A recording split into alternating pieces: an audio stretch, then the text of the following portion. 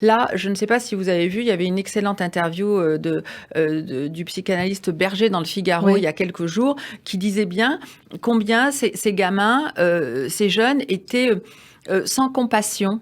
La compassion, ça veut dire souffrir avec, sans affect, c'est-à-dire que pour eux, ce qui est en face d'eux n'est pas un être humain. Il y a une sorte de déshumanisation, d'ailleurs ça marche aussi dans le processus génocidaire, c'est animaliser et déshumaniser l'autre.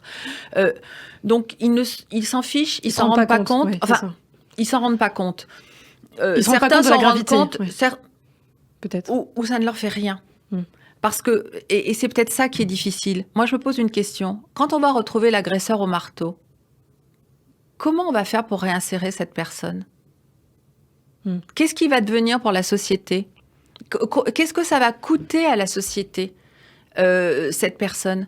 Comment on peut en arriver là pour mettre un coup de marteau dans la tête d'une personne qui est à terre, qui est déjà blessée, qui a de multiples fractures, qui est un gamin de 14 ans, 15 ans Mm. bientôt.